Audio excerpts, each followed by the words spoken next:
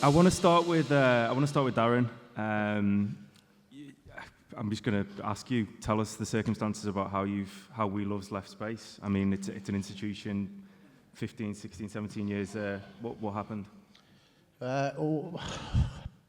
You know, I should really be prepared for that kind of question. I kind of never am. When anybody asks me the question, I kind of come out with a different answer. The truth is that everything has a start and everything has an end, and you've got to choose your own end. And it's like, yeah, it's an institution. It's been important for me, important for Ibiza, important for a lot of people. But so personally, it was a very, very difficult decision to make. However, my own reasons were, I guess, in my own mind, the cumulative effect was enough for me to deep down know it was the right move. What were some of the reasons that made you feel like it wasn't working there, it couldn't work there, or? It started not to work for me. I mean, I'm not We Love. Okay. I was in at the beginning and I was in at the end, but there's been an awful lot of people that came through that process with me, and a lot of those people, for various reasons, including my family, Mark and Sarah Broadbent specifically, that were not at the end with me. They left 2 years previous. The year before, their leaving was a significant factor. I'd kind of sat back and let them. This is Mark Broadbent. You thought? Mark Broadbent and Sarah Broadbent, yeah. Who's my sister-in-law and my brother-in-law, and it was a family affair. But they took up the reins. I started to have a family, 2 boys, 12 and 8, and a family has an impact. I'm not based in Ibiza, which has always been a bit of a spectre in the background, because to really be here and be as successful as you could be, you need to be here. There's people.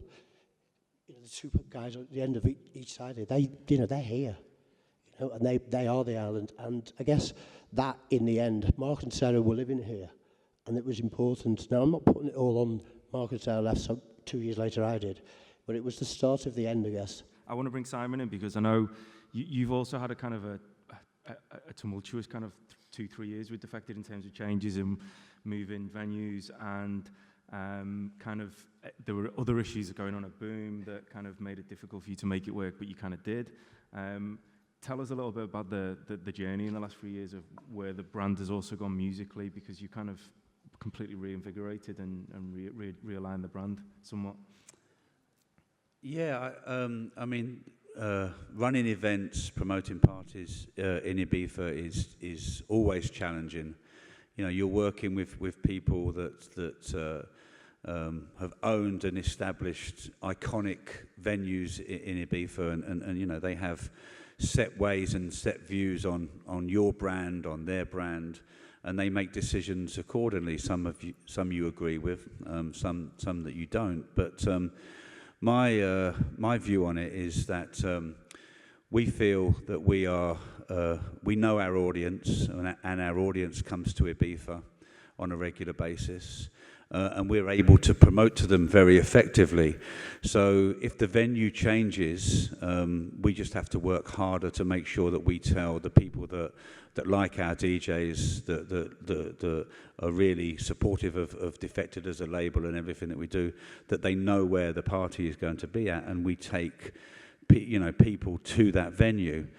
And when we left Pasha, I had an extraordinary meeting where they told me that our season wasn't that successful, which clearly wasn't the case. But they had their reasons for saying what they wanted to say, and they said that our musical policy wasn't one that they thought had any longevity and had any future.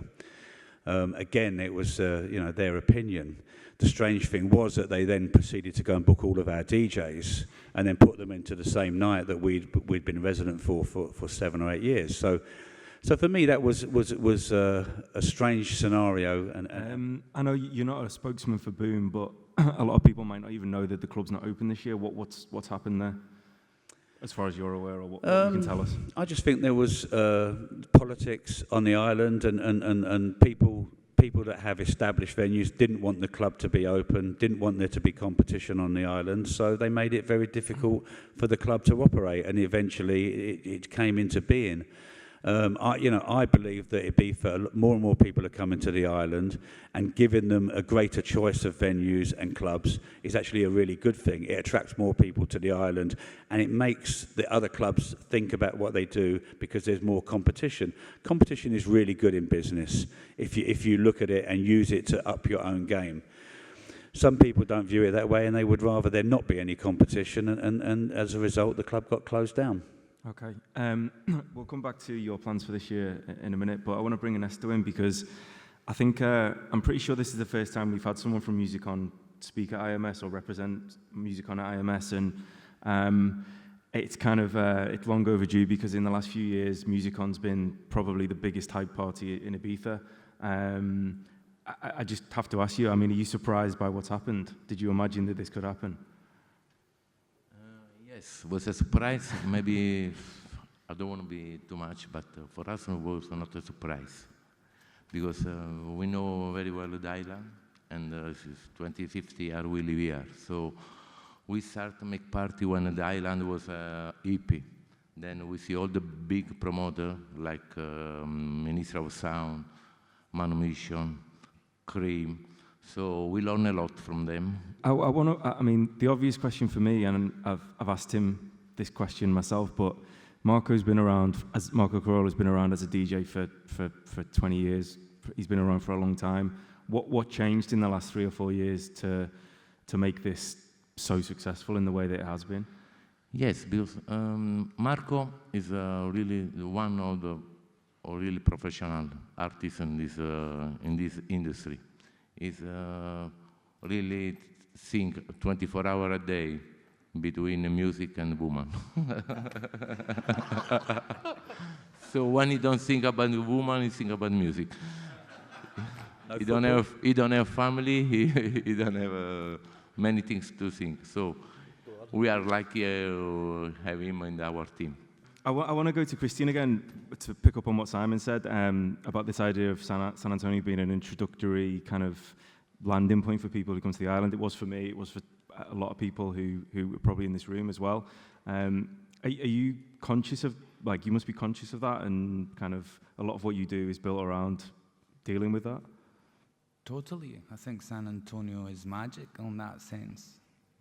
It's great to have the young people that come to Ibiza for first time, come to San Antonio and fall in love with Ibiza.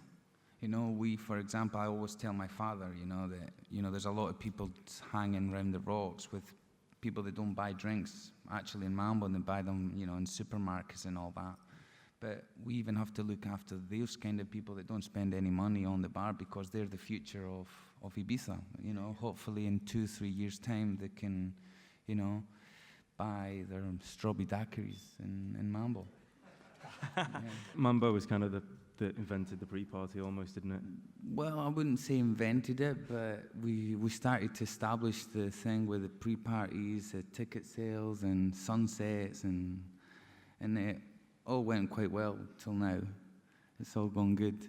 So how has it changed though from back in those days? Because the promoters then, Darren will probably tell us that it was just to sell tickets now, a pre-party, and now it's a little bit different. Well, it's part of the full marketing campaign and to establish brands. Mambo is kind of, thank you to social media, and the sunsets went in the last 20 years from 600-700 people coming to watch sunset to 25,000 people in 4 hours, which is incredible. When you multiply that with social media and videos on YouTube and all that, the reach is incredible, and puts the Ibiza sunset on the map worldwide. One of the other things was that certainly changed as well. This is going back a few years now, but Mambo was one of the first places that really had big name DJs play at pre-parties, and you had a really close relationship with Pasha and still do. Well, when we started with the pre-parties, it wasn't, our relationship with Pasha wasn't there yet. basically before the pre-parties all happened, 20 years ago there was no internet, no mobile phones and all that, so all the DJs used to hang out down at Mambo on the beach, chilling out, running tabs and having sangrias and all that, and you know, they'd just get a bit tipsy and ask to DJ after sunset.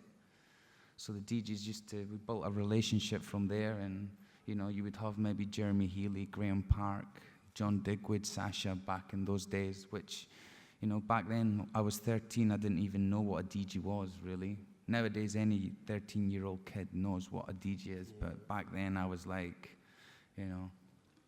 Let's completely change topic. Darren, We Love It Sankeys, how did that come about? 2 words, Danny Whittle, really. I guess Dave Vincent too, but yeah. I mean, me and Danny were working together at home in London, which was a big learning curve, a big disaster, but at the same time, in fact, before I left Cream and we opened up home, in 99, there was we actually got Home at Space here running for the whole summer before Home in London opened. So, you know, Danny was with me at that period. I guess, you know, we were working very closely, so that when, you know, a year later Danny makes his move to Pasha, you know, I'm carrying on my thing, and that's when 2001 it changes to We Love. So, you know, fast forwarding from there 17 years later, Danny was always, you know, me and Danny have remained close friends since. Danny was significant. I mean, as a person, Danny, as a venue, and I guess a structure, I have a lot of, Dave Vincent's a lot of things to a lot of people, but you've got to get beyond, go behind a door to get to know him. And once I've done that, I had a respect for the club to break into Ibiza. For me, nobody's done that from the outside in. It's a closed shop. It's a vicious place to try and do business if you are not part of the island. And, you know, I have a lot of respect. The fact that Sankeys is set up against the odds, and it's done it. Outside of that, I like the venue a lot. Okay, it's probably more like a British club in Ibiza than an Ibiza club. However, I like it for that too. So, you know, the mix was kind of there. You know, me and Danny remained friends. It was the way, it was the natural place for me to go. Simon, to go back to this year, you're doing Tuesdays at Amnesia. What was going through your mind when you had to make the decision about merging with Together? Because there was already an existing kind of party that worked there. I mean, what was the thought process to kind of join with someone else, given how strong the brand is and how successful it's been the last couple of years?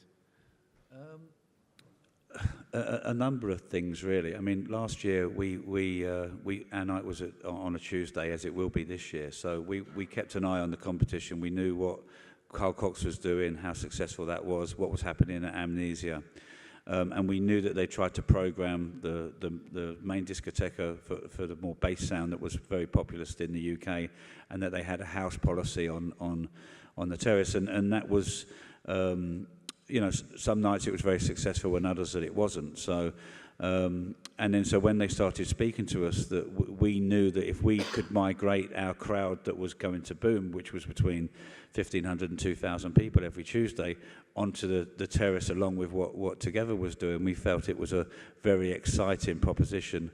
I tried to tease it out of you before, but you didn't kind of go on to speak about it. But when you left Pasha, you kind of did leave behind some artists that kind of, I mean, you can explain why, but in the last couple of years, the Junior Jacks, Bob Sinclair's kind of artists, they're no longer really doing Defected events. They certainly didn't last year, and your music shifted to a kind of I guess a fresher, younger kind of crowd, and been successful because of that.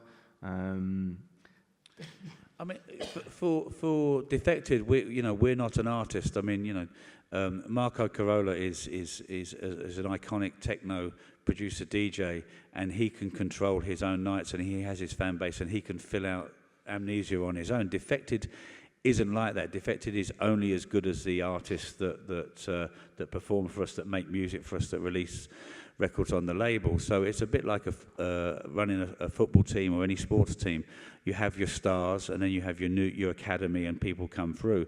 Sometimes your staff leave. They go and, your star players leave. They get, if you're even Manchester United have to sell their players to Real Madrid or to Barcelona. I just want to ask everyone on the panel one quick question, and you've got like a sentence, and then we'll do some questions. I'll start with Darren to put him on the spot, but the question is, what's the biggest issue facing the Ibiza club scene, or the biggest, doesn't necessarily need to be a problem, just the biggest issue? What do you think the biggest issue for the club in Ibiza is at the minute? I think the biggest issue is that people think that right now is forever.